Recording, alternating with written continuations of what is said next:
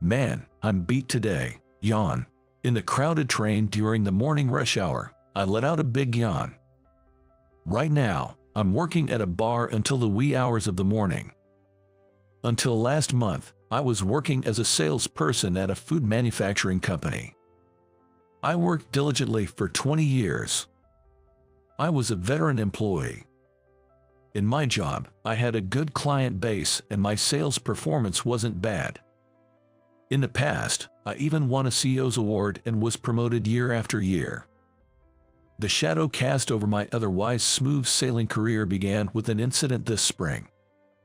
It all started when our parent company was caught cutting corners in the product manufacturing process, creating a big scandal. My company, caught in the fallout, cites financial situation worsened.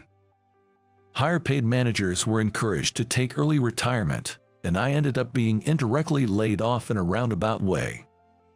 The severance pay was meager, and unemployment benefits alone weren't enough to cover living expenses.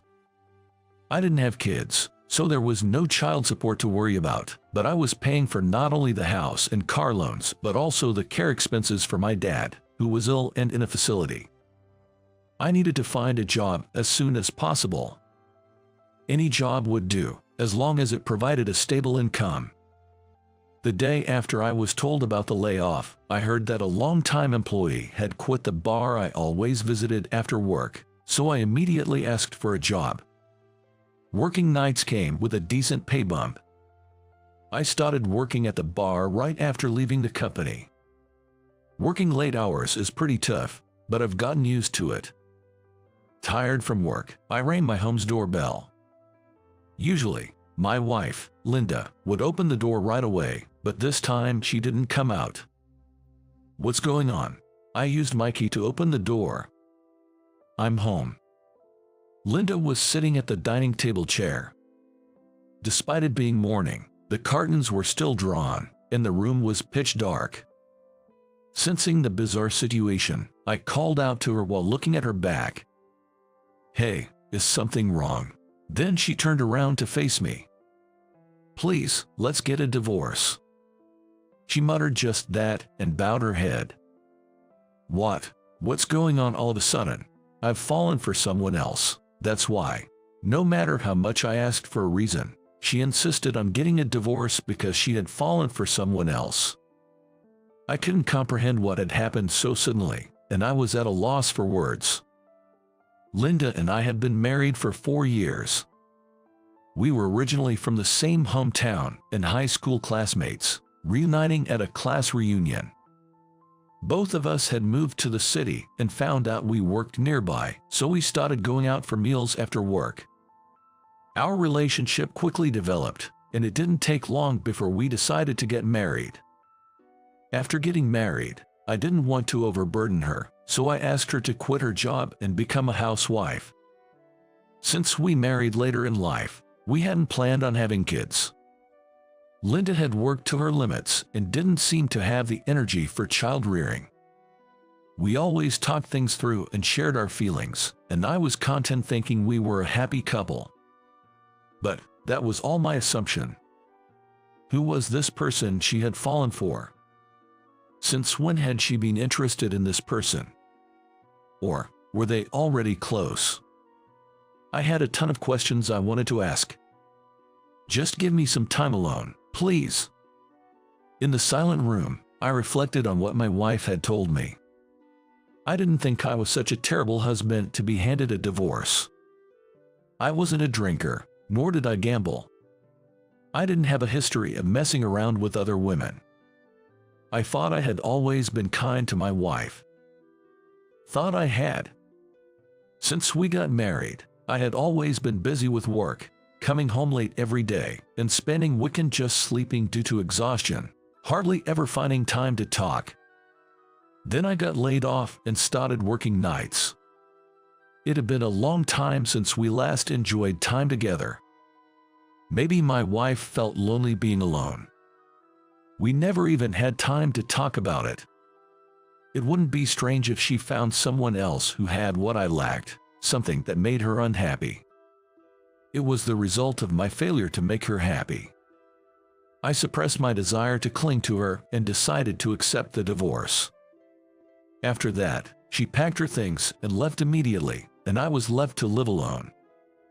"Another day well done," she would say with a smile every day. The days I took for granted now seem like a dream. Since then, I threw myself into work every day to forget her.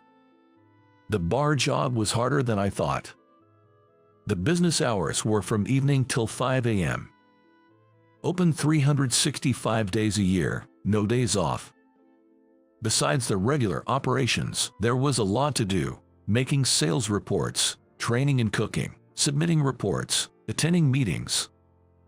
There were days I had training from 9 a.m. after finishing work at 5 a.m. I hardly had any time to sleep. But the quietness of a home without my wife was unbearable, so the tough routine was just what I needed. I was totally engrossed in my work. "Max, this month our store's sales are in the top 5 nationwide," my colleague said.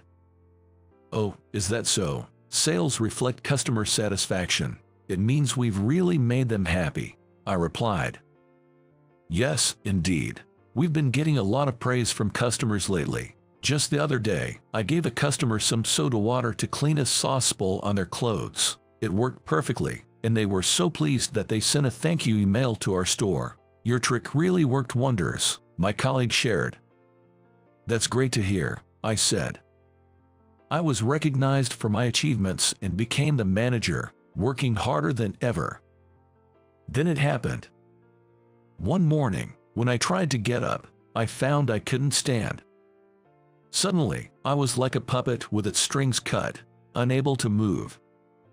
After a while, I could slowly get up and managed to call a taxi to rush to the hospital. The doctor advised several months of rest. I was in a state of extreme exhaustion. Lying at home, I would see visions of my wife. "Are you okay? I've made some soup," she'd say. But she's not here anymore. Let me forget. Unable to bear being alone, I decided to visit my mom's house in the countryside when I could move a bit. My parents' home was originally a vegetable farm, now just my mom managing it modestly, selling produce in the town market. My dad had fallen ill a few years ago and had been in and out of the hospital. The scenery of my childhood home, where I lived until high school, was as tranquil as if time had stopped. It's been a while, returning home after so many years. My mom was still energetic as always. "You got laid off, then suddenly started working all night, and now a divorce. You're just worn out, both physically and mentally. You should rest up here for a while," she said. "Yeah, I will," I agreed. At home, I ate the fresh vegetables my mom grew and just slept, leading a simple life. The clear air in the countryside and delicious vegetables seemed to be healing my tired body and soul. After a while, feeling much better and energized, I went to the town supermarket. I had been relying on my mom for so long, I decided to cook for her, so I went shopping. Holding a shopping basket full of items, I lined up at the checkout and couldn't believe my eyes. Linda, my ex-wife, was working the cash register. What was Linda doing here? Her hair was longer and she looked thinner, but it was unmistakably Linda. I changed lines to avoid being seen and quickly paid, then went to sit in my car to think about what had just happened. Why is Linda here? Had she returned to her hometown? What happened to the person she said she loved? My mind was in chaos, in a state of panic. I couldn't just let this go. Eventually, I parked my car next to the employee entrance of the supermarket and decided to wait for her to come out and talk to her. Calling her wouldn't make her come out, and I couldn't just show up at her family's home. This store was closing in another 2 hours. I thought waiting and talking to her directly was the best option. Then, Linda passed by, pulling her bicycle. "Linda!" I shouted, jumping out of the car. Linda looked shocked, her eyes wide open. "Max, what are you doing here?" she asked, looking down, tears welling up in her eyes. What am I doing? What about you? She seemed restless as she spoke. Do you have time tomorrow? I'll email you. Okay, I'll wait for your message. Then, see you tomorrow. With those words, she got on her bicycle and left. On my way home, I received an email from her, saying to meet at a cafe near the train station, at noon tomorrow. I spent a sleepless night and headed to the meeting place with my mind in a haze. As I opened the door at the cafe, Linda was already there. She looked tired, with swollen eyelids, maybe from a sleepless night too. I sat down in front of her and ordered a coffee, then quickly drank some water. My heart was pounding, seeing her after such a long time. There were so many things I wanted to ask, but I didn't know where to start. Linda was looking down all the time. There was a long silence. She was the first to break it. I'm sorry. I couldn't find the words to reply. Have you been well? That was all I could muster. Then she suddenly covered her face with both hands and started crying. How can I be okay? I had to leave you, whom I wanted to be with. What are you talking about? You said you fell for someone else and wanted a divorce. I asked, confused, looking at her crying. Then she started to reveal something shocking. I never told you, but I have a 3-year-old daughter from my previous marriage. My ex-husband started to believe I was cheating on him, got furious, and demanded a divorce unilaterally. No matter how much I denied it, he wouldn't believe me, and the verbal abuse and fights just increased. I couldn't take it anymore and agreed to the divorce. Of course, I wasn't allowed to see my daughter afterward. Then, out of the blue, I got a call. He was living with his mother, who was taking care of our daughter, but she passed away, and he got ill and said he couldn't take care of her anymore. I couldn't leave my child with him, but I also couldn't bring her to our home. So I thought the only option was to divorce you and go back to my hometown to take care of her. Tears kept falling from her eyes. I've been struggling every day, wondering what to do. I couldn't bother you with my problems, but I didn't want to leave you. There hasn't been a day I haven't thought of you. It's my fault. I had something so important and got married. That's terrible. She said in a weak voice, crying aloud.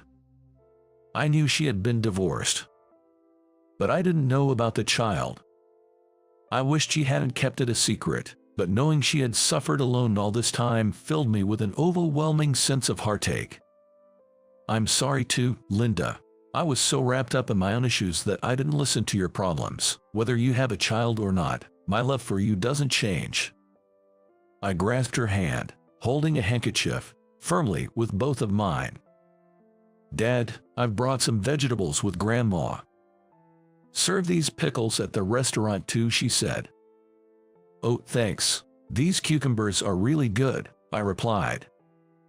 After that, I quit the bar I was working at, sold my house, and came back to my family home. Now, I'm living here with Linda and her child. Somehow, I've started being called Dad by her daughter, and it makes me feel a bit shy every time. Then, I opened a small bar in our town. The restaurant is famous for its healthy menu made with vegetables grown by my mom and is bustling with customers every day. Honey, oh, Max, should we also serve this onion? She asked. Yeah, it's made with good fertilizer. Tastes great, I said. That's true. Linda is helping out at the restaurant too. My dad, who had been hospitalized, is now out of the hospital and comes to the restaurant for his rehabilitation. A few years ago, I never would have imagined returning to my hometown, opening a bar, living with my parents, Linda, and her child. There were many tough times, but they made me realize how happy I am now. Looking at everyone in the restaurant, I felt energized. All right, let's do our best today.